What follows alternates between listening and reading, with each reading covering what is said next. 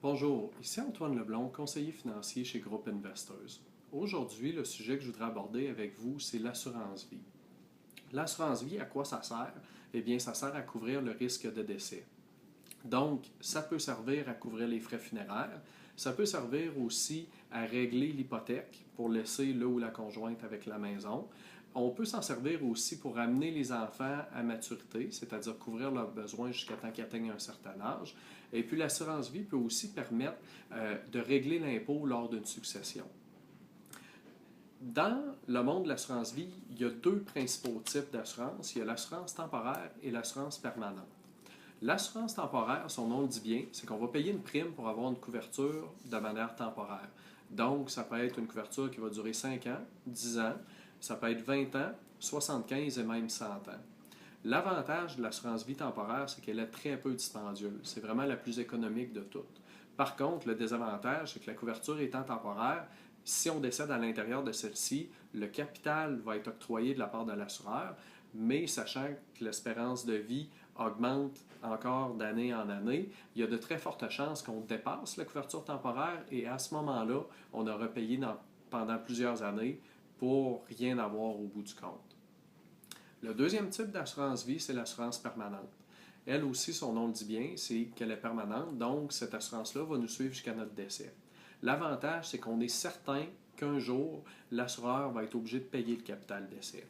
Le désavantage, c'est que les primes sont plus élevées, puis on devra les payer toute notre vie ou pendant une certaine période si on est prêt à mettre plus d'argent. À l'intérieur des assurances permanentes, il y a deux types qui sont beaucoup utilisés. Il y a l'assurance vie universelle. Cette assurance-là, c'est qu'on paie une prime toute la vie et puis au décès, le capital sera déclenché. On peut par contre hausser le montant qu'on met dans les primes et l'excédent par rapport à la prime sera placé à l'intérieur de l'assurance. C'est-à-dire que l'argent qui sera placé va générer des gains et éventuellement, si notre montant placé est assez important, les gains générés permettront de payer les primes de manière mensuelle ou annuelle. Donc, on pourrait mettre une plus grosse somme d'argent au départ et éventuellement, quand notre placement aura atteint une certaine amplitude, eh bien, il sera capable de payer l'assurance par lui-même. Par contre, avec l'assurance vie universelle, il faut faire attention parce que le placement est régi par le marché, donc soit du côté de la bourse avec les actions ou du côté des revenus fixes. Et puis ce qui arrive, c'est que si les rendements vont mieux que prévu, on paiera donc notre assurance moins longtemps que prévu avant qu'elle puisse s'autosuffire.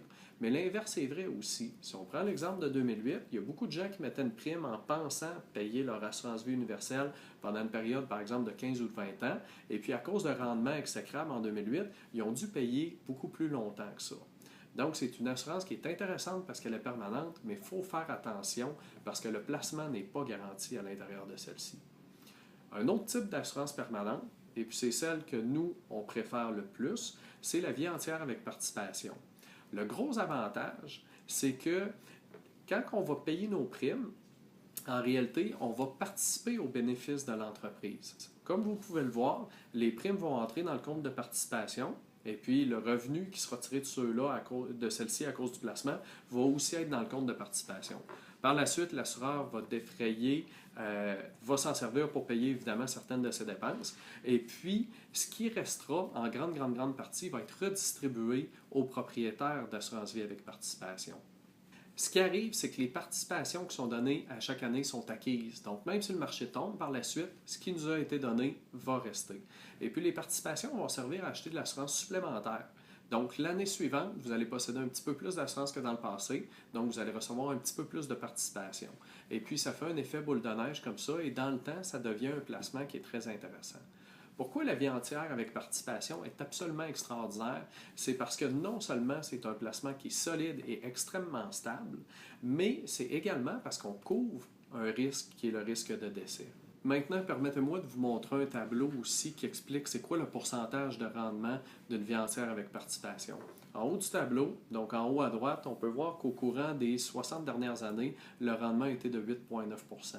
Ce qui explique, en réalité, ce que je veux vous montrer, c'est que c'est supérieur au certificat de placement garanti, c'est supérieur aux obligations du gouvernement, c'est supérieur à l'inflation également.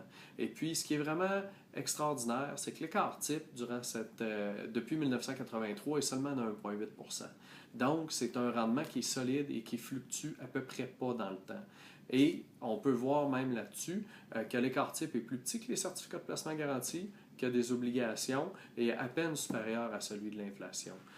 Donc, la vraie raison pourquoi c'est un produit qui est vraiment intéressant, c'est de par sa stabilité et de par la grosseur des rendements qu'il a donné. Ce qu'il faut comprendre, c'est que nous, souvent, on va l'intégrer à un portefeuille de placement. Pourquoi? C'est qu'on va prendre la portion revenu fixe du placement ou bien la portion, si vous préférez, très sécuritaire et un pourcentage de cette portion-là va être une vie entière avec participation. On s'assure donc d'un bon rendement, d'un rendement extrêmement stable et en plus, et je le répète, on va couvrir le risque de décès. C'est un petit peu ce qui explique les différents types d'assurance-vie. Évidemment, ça a été exhaustif ce que je vous ai expliqué aujourd'hui.